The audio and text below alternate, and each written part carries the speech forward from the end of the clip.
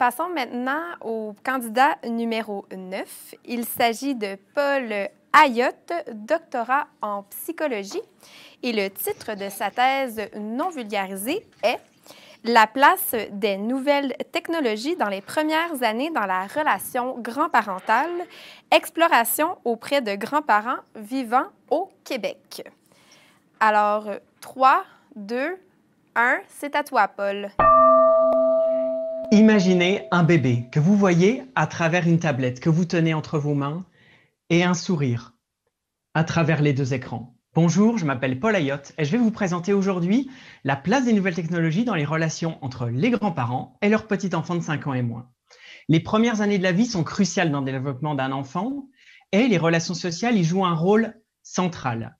La pandémie de la Covid-19 et les mesures mises en place pour restreindre la propagation du virus ont fondamentalement changé le quotidien des familles et leurs interactions. Les grands-parents, faisant partie d'une des classes sociales ayant été grandement impactées par l'isolement social, il est maintenant impossible d'ignorer la place des nouvelles technologies qui jouent dans le maintien des relations sociales. D'ailleurs, en 2020, en juin, l'Institut national de santé publique du Québec a recommandé que les enfants de 0,5 ans puissent voir les adultes significatifs qui sont maintenant éloignés d'eux, incluant donc les grands-parents.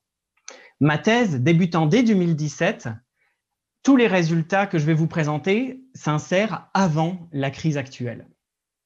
Ma méthodologie, combinant quantitatif et qualitatif, j'ai pu réaliser des questionnaires puis des entrevues auprès de grands-parents vivant au Québec. C'est pas moins de 363 grands-parents qui ont participé à l'aventure.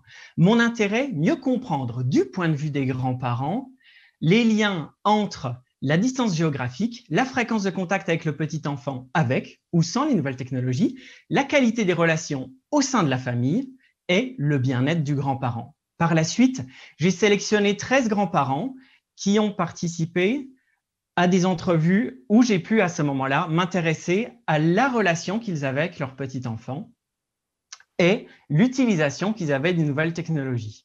Ces 13 grands-parents-là, ils ont été sélectionnés spécifiquement pour pouvoir approfondir les liens que j'ai observés précédemment dans les analyses de mon questionnaire. Les premiers résultats démontrent statistiquement que la fréquence de contact avec les nouvelles technologies est associée positivement à la qualité de relation avec le petit enfant et ultimement avec le bien-être du grand-parent. De plus, ma thèse démontre que la relation à l'aide de nouvelles technologies ne remplace pas la relation en personne. Au contraire, elles se nourrissent l'une l'autre, comme le fait que le petit enfant puisse reconnaître le visage, la voix de son grand-parent malgré la distance, ou encore la possibilité qu'ont les grands-parents de pouvoir s'immiscer dans le quotidien des familles, ne serait-ce que 180 secondes. Ma thèse, finalement, justifie la place qu'ont les nouvelles technologies dans les relations grand-parentales durant les premières années. Elles mettent en évidence que les grands-parents ont besoin de voir leurs petits-enfants à travers un écran, mais également en personne. Merci.